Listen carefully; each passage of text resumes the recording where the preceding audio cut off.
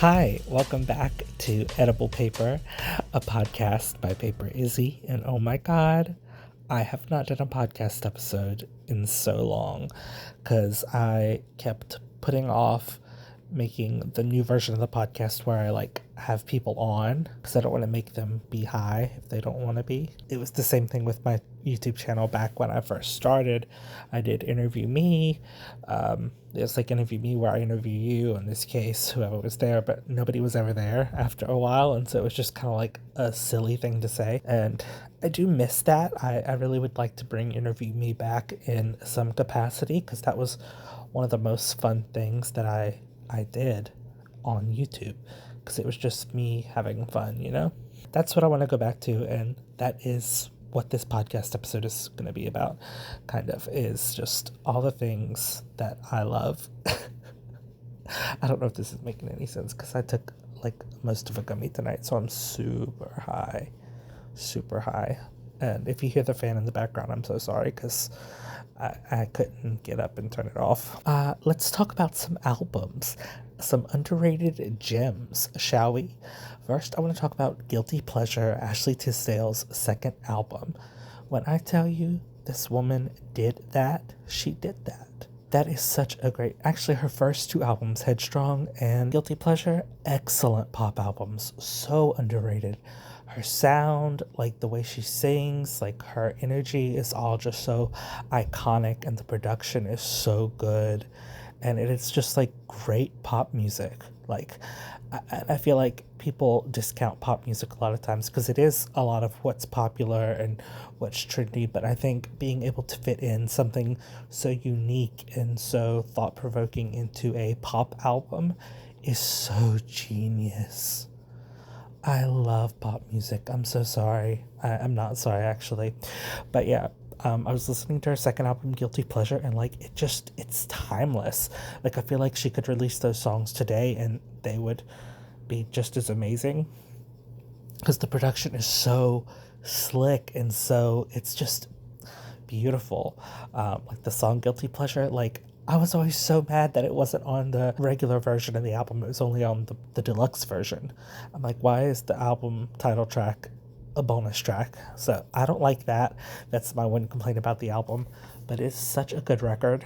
And it's she's trying to go dark. It's very the precursor to Can't Be Tamed by Miley, which, again, another underrated pop album. I mean, everyone slept on Miley Cyrus for a really long time. And I know that sounds crazy because she's super popular and she's been super popular for the 20 years she's been in show business, which is crazy to think that Hannah Montana is almost 20 years old. I don't like that. I don't like getting older. I don't want to die. This is crazy. But she's been a bona fide star since Hannah Montana premiered, but I feel like it was sort of she was just constantly trying to make something that people recognized as good, and she just kept going and kept going until we got, I guess, Endless Summer Vacation and Flowers, and that was just sort of I love how she phrases it her crowning achievement because she's just wanted to be taken seriously as an artist since she began. And that's something that I always saw. Everyone always loved to hate on Miley back in high school, to my early 20s, even to now. Miley, people just complain about her so much, and it's let the girl live. We destroyed Britney Spears and her life, and we not do it to another person. And that's another thing with pop music, is that it has such a dark, seedy underbelly to it, and I hate that about it. And I just wish that there was more transparency on a lot of things, but also there's a parasocial relationship talking, and I feel so guilty when people talk about them online because I'm I know I have some parasocial relationships, but I'm trying to be reasonable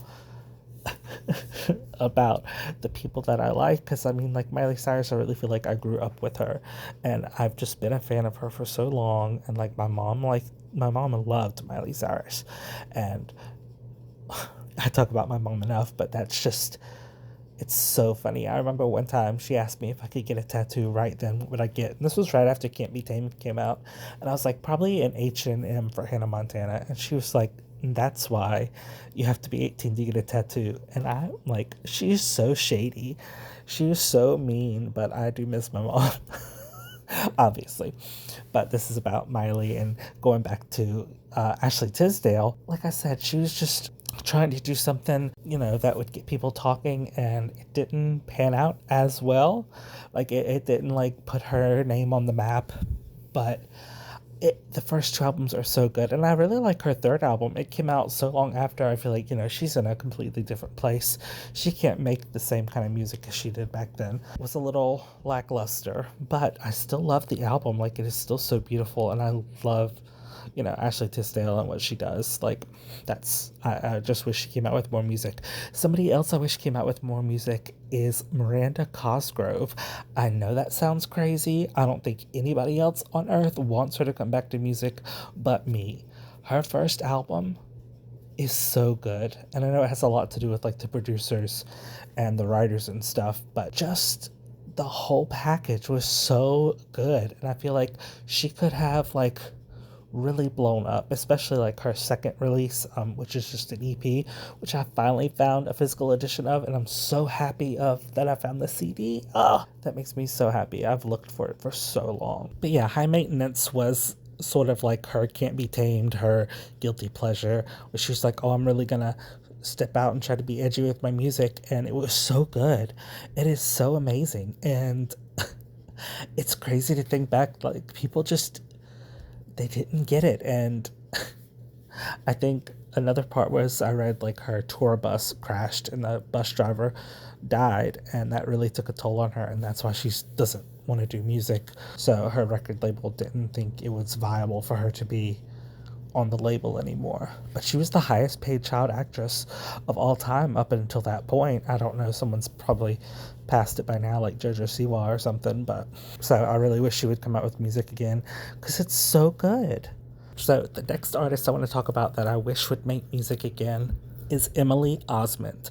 Now, her first EP, when it came out, it was like a more rock-centered one, All the Right Wrongs, which isn't on streaming, which is bizarre, but I have the CD of it because, baby, I love physical media, what can I say? And it comes in handy sometimes, so I can listen to this EP that is not on streaming. But it was cute. I loved like the rock sound on her first EP.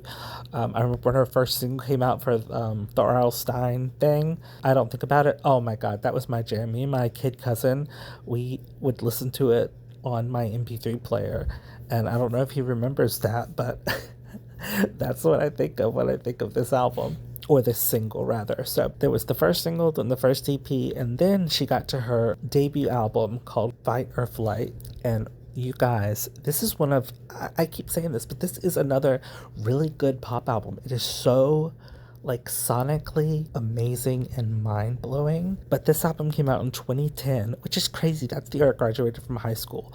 And this music is so ahead of the time. It's crazy. Like, it is so hard-hitting and like current, and the fact that it came out 15 years ago is nuts. Also, the fact I graduated 15 years ago, oh my god, I can't believe that. Like I said, the passage of time is like, it freaks me out. I've been very existential, I guess, since my mom died, and I think that's probably why, because it's like, oh yeah, death is real, it's gonna happen. Oh my god. So like, that's one thing I hate, is because I don't want to not be able to listen to music anymore.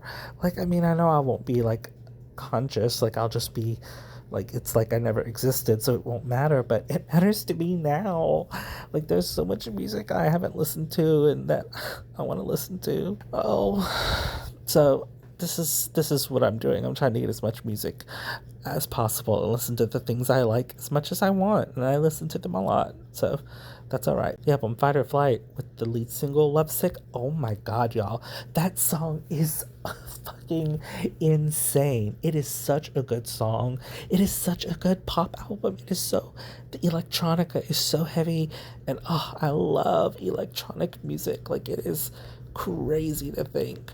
I remember when my mom listened to Born This Way, she listened to the whole album herself. I guess she wanted to see what I was listening to, which 2011, I was graduated and everything, so I wasn't too terrified of what she would say. She should have known I was gay then, I'm sure she did. But listening to Lady Gaga, And it was like, there's like no real instruments on the album, which there definitely was. And to her, that was like electronic. Like some of the electronic I listened to would have blown her mind. And I'm sad I didn't show her more of that. And I'm actually sad that like I went so long without letting my mom know I was gay. She probably found out a year before I came out. So what was I, like 24?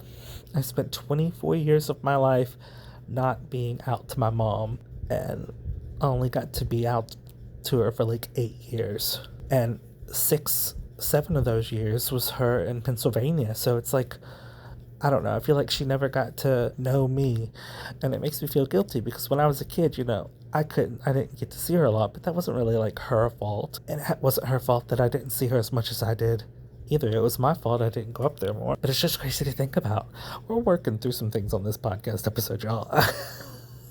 This was supposed to be a episode about pop music that is underrated or that the singers need to come back. I'm going to move on to somebody else who is still releasing music. The caveat is, okay, it's JoJo Siwa. I'm so sorry. I know. But her teeny tiny brief era of being like a quote unquote bad girl, I honestly loved that shit. I did a whole YouTube video about it because I thought it was so cool. I was like, this girl gets it. She's the future. And nobody liked it except for me. And so I'm like, my God, I have terrible taste. But I just really love a good pop song. Even like a cheesy, stupid one. Well, it depends on how stupid it is, because there are some songs that are just too stupid to listen to, like Scoochie Boochie. He does a lot of humorous music. I hope you've listened to him. If not, oh my God, you need to. But some of his songs, it's like, okay, I know you're trying to be funny, but this is too stupid. Like the one, My Butt is a Car or whatever. I'm like, that's dumb. I don't want to listen to that. That's killing brain cells.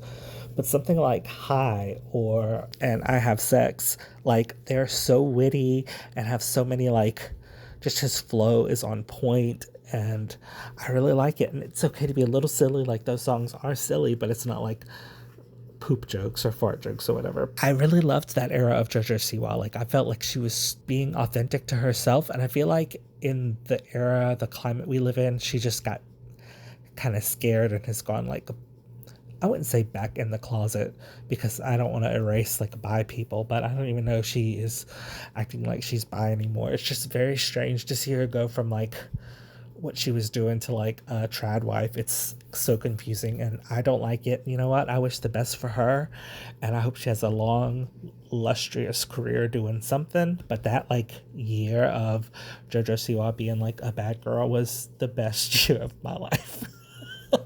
No, not really. It was actually the worst year of my life last year, but the music was good. I really enjoyed like the whole image, like the bedazzled or high vis gear, like people who work on the roads wear.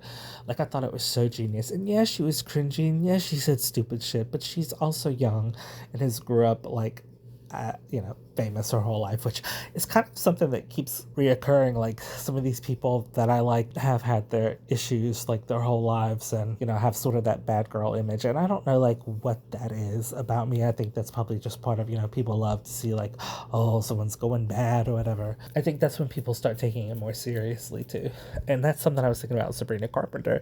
Like she kind of got really famous like around the time she started singing about sex and stuff, which is fine. Like I love like this new era of music. Like it's so funny, and she's always been funny, and I'm so happy that the world is finally like getting Sabrina Carpenter, because I've been a fan of her since like 2016. And I tell people that, like, what do you mean? She's been doing music that long? I'm like, yes, she's been doing music that long. It's only like 10 years, but I just absolutely love Sabrina Carpenter. Like I loved all her albums. Her first one, when it came out in 2016, I was like, oh, this is so beautiful. It's like a little, she's a Disney star. It took me back to like my younger days. And like the music was so innocent and pure, and it was so wonderful to listen to, because I felt like 2016, crazy year. I would go back to it in a heartbeat, because this is so much worse than 2016 ever was. I was so cynical, and like having something that was so like pure and innocent and like sweet was just like really healing for me. And it's so interesting to see her have progressed over all these years, and I'm like, wow, this is crazy. Like I remember like listening to her when she was just like essentially like a little kid, which is very bizarre. It's always strange when like a younger artist is someone that I like, because I'm like, they're like a baby, and I can't believe that I'm this old to where I can say that, because I feel like in the era that I started to like pop stars and stuff, I was, a younger age too. So it's kind of like with Miley, like, yeah, I've liked Miley ever since like she was a kid and I was a kid. And again, parasocial relationships, like we weren't kids together, or she doesn't even know that I exist. And that's okay. I feel like it's just a nice escape, because listen, the world is so fucked up. If I want to have a parasocial relationship and be like, yeah, Miley's sorry, she's my sister, we grew up together, she don't know I exist, but it's all right, like that's fine with me. She doesn't have to know I exist to know that she like has seen me through some of the hardest parts of my life. And that's when like a lot of these pop acts come in, like Britney rediscovering her music when I was a teenager, and it just like unlocked so much like else. She's like my holy grail when it comes to music, because if it wasn't like listening to Britney Spears, like I would not listen to like anything but probably gospel music, and that's terrifying. And same thing with like Hannah Montana and High School Musical, like they came out around that time, and they kind of unlocked me to go listen to Britney, which unlocked so much else. And it's just crazy to see how all these things are connected. That Miley and Britney did a song together, oh my god, that was literally like my dream come true. Is it the best song ever? No, but them together, I can't believe it. Now I need Miley and Gaga to collaborate. I need Britney and Gaga to properly collaborate, because I mean, I know she did Telephone and it went back and forth or whatever, but a proper Lady Gaga, Britney Spears collaboration, or Miley collaboration, or them all three, those seriously are like my queens of pop. And my husband gets so mad when he hears me say that, because I say it about so many different people, but it's a funny thing to say, and it's very true with like Miley, Britney, and Gaga. Like they are my holy trinity when it comes to pop music, and I wouldn't have it any other way. But I just love music, period. I mean, when I was a kid, we would listen to country music all the time, so I still love country music. A country artist that I wish would do something is, I think it's Caitlin and Will. Yeah, Caitlin and Will, but their song Address in the Stars is so sad. I haven't listened to it since my mom died, because I know I will cry like tears and tears and tears. But I love that song by them, and my friend Taylor loves that song by them. And I did like a picture for her when her grandmother passed away based on that song, and it's one of those memories that really sticks with me. And also she just gets me as like a person anyway. We've been friends for so long, and we've both lost a parent, and I just love how our lives are so intrinsically linked, like in so many ways. And I'm so thankful for her. And honestly, she was the one I would jam out to Emily Osment's second album to. She loved that. That's another thing that I really like about that album, and about music in general, is like you can remember the different albums and what you were doing and who you were with, and it's such a beautiful thing to me. Having memories and they're tied to music is so powerful. And then their song Even Now, oh, it is such a good country song. Like the harmonies are great. Oh, I love it. And speaking of good country music, Beyonce's Cowboy Carter, and like I know there's a whole conversation online about if she's doing like propaganda or whatever. And I don't know if she is or not, but I don't know. There's something about it that I just love a lot. And like, you know what? I do like America. Like, I hate that it's so terrible, but it's my home. So, I mean, I would like it to be not terrible and not taken over by a dictator, which is totally what's happening. Anyways, those are the songs that I really like from the countryside. Now let's go to memories, shall we? Like when Bangers came out, I went with my friends and we got Little Caesars pizza and snow cones, and it was such a magical night listening to Bangers for the first time. And I love that experience of like getting a CD and popping it in and listening to it for the very first time. And that's probably what I'm going to do for Taylor Swift's new album, The Life of a Showgirl. Like, I'm not going to listen to it until I go to the store and buy it and put it in my CD player. It seems like so much fun. I remember when Art Pop came out. Like, I had heard some of it, but it was before streaming was like huge.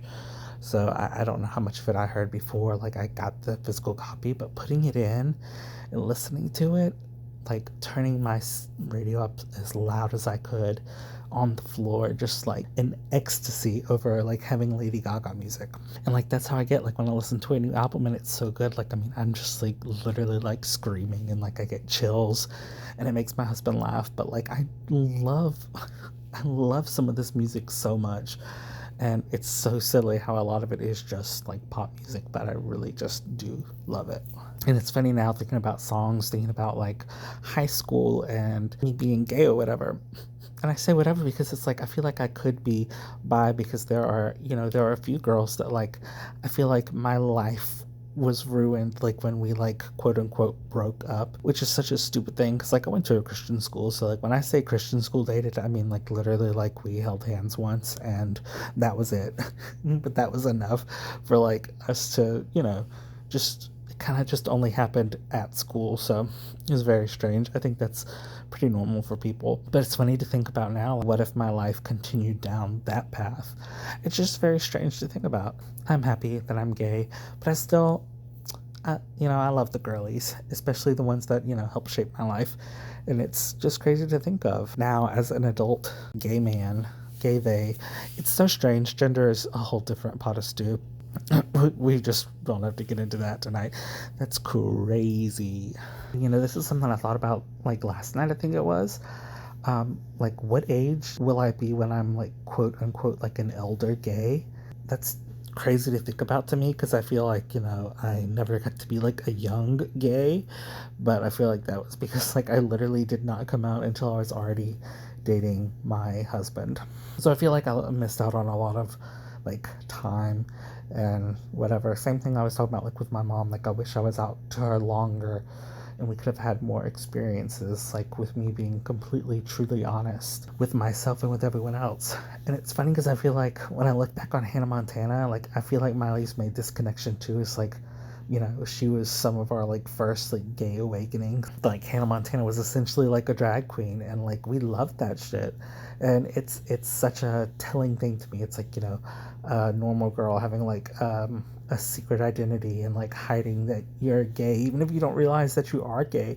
And that's the crazy thing about it, is you can suppress it so much that you don't even like think it's real.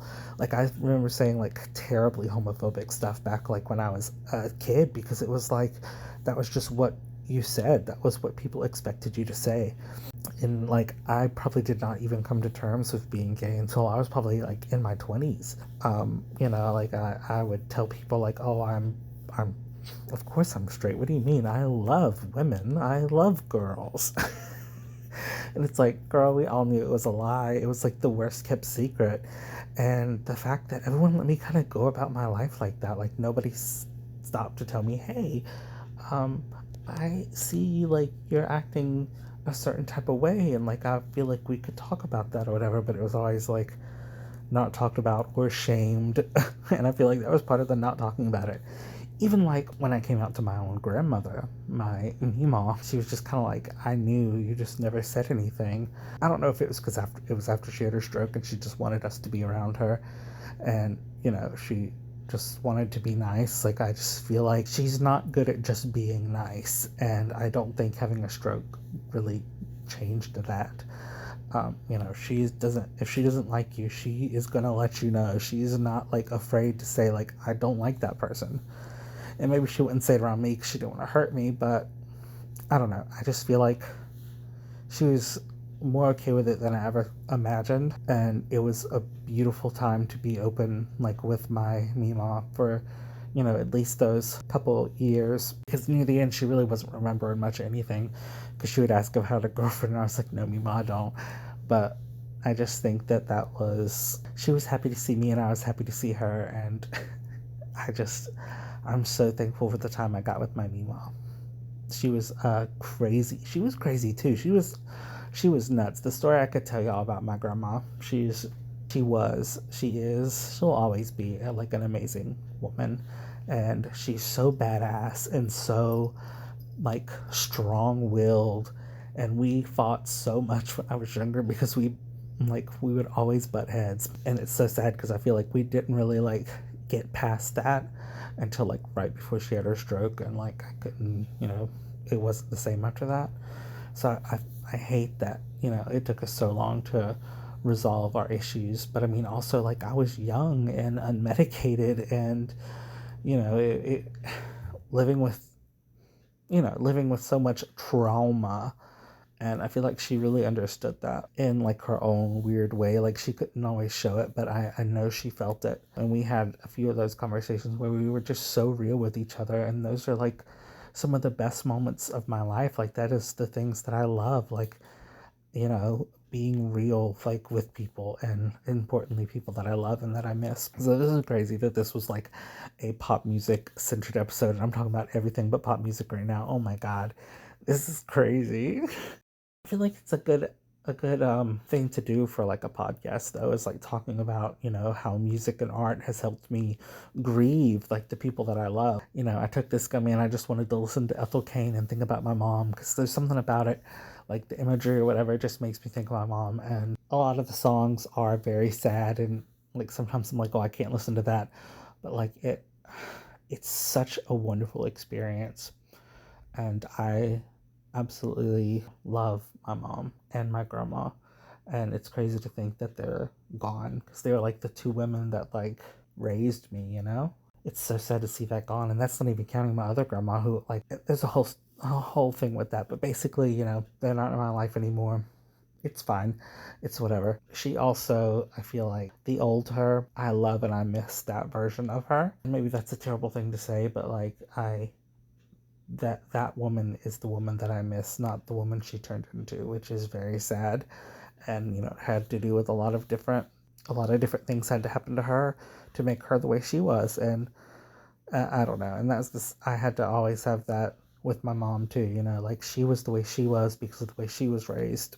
And so I always tried to give her leniency as best I could. And that's so stupid. Like I shouldn't be giving her leniency. She's my mom. And it's so funny. I would hear people talk about this kind of stuff before my mom died. I'm like, okay, yeah, she's your mom, but it's like it's one of those things you really can't experience until you've experienced it. I don't mind when people are like, oh, I understand what you're going through. And I feel like we as a society, we're like, you can't tell people that. But it's like, okay, I get what they mean though. Like I'm not gonna like get mad at them for how they're trying to console me. I don't know. That's just me.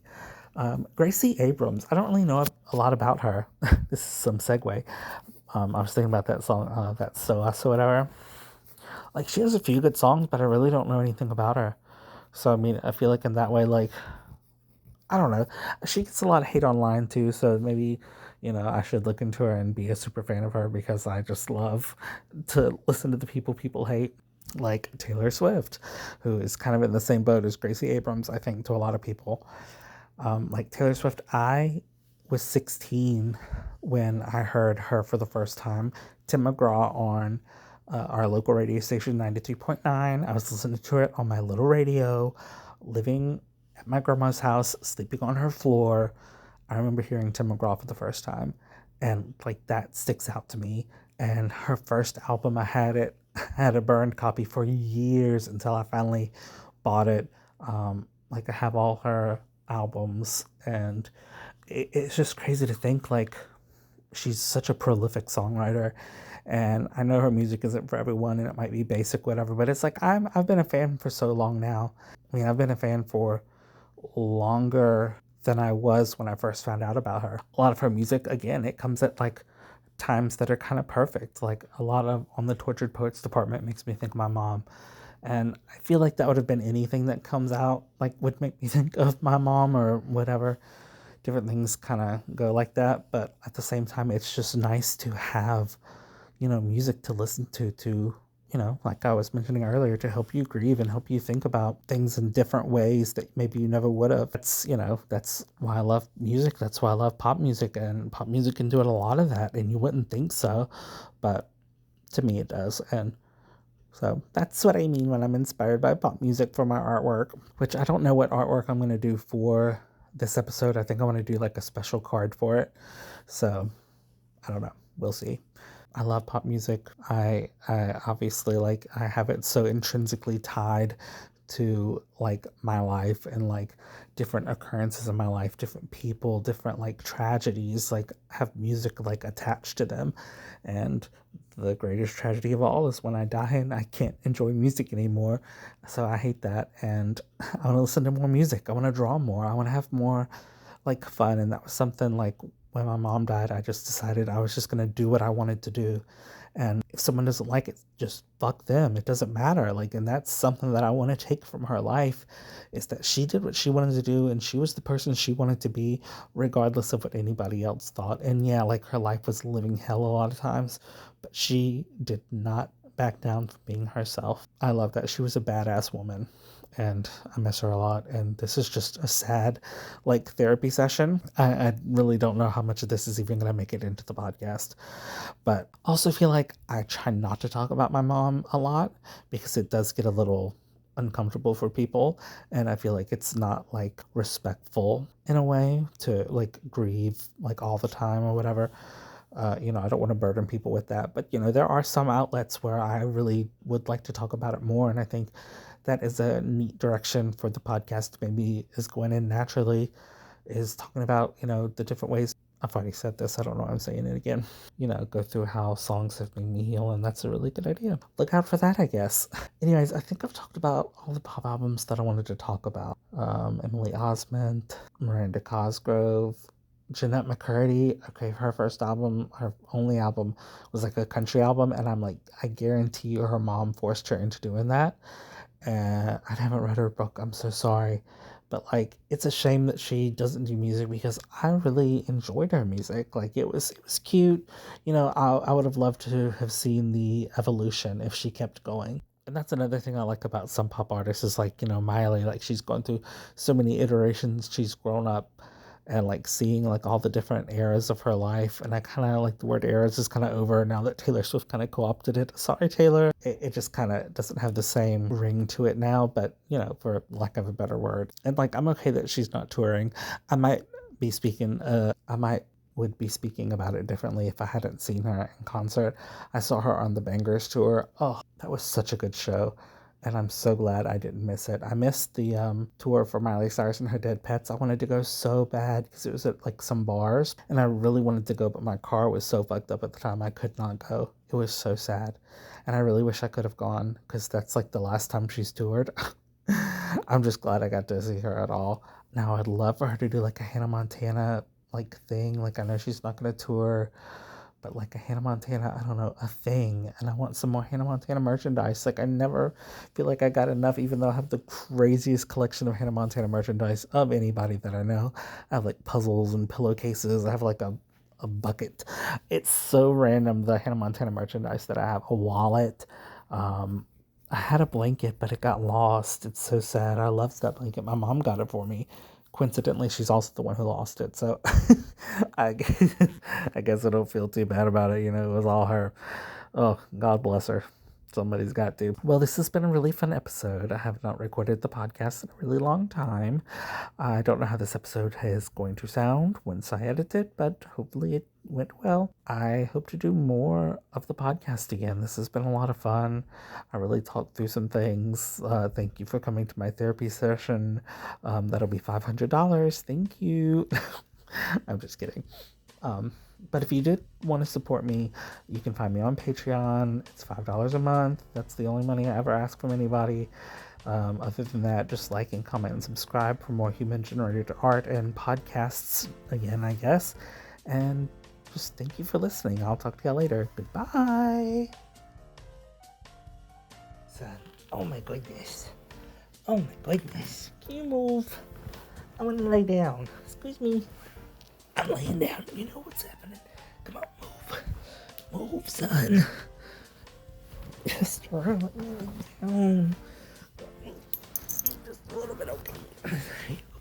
There we go. It's happy. You got enough room. Oh my gosh, I didn't know I was recording. But yeah, like,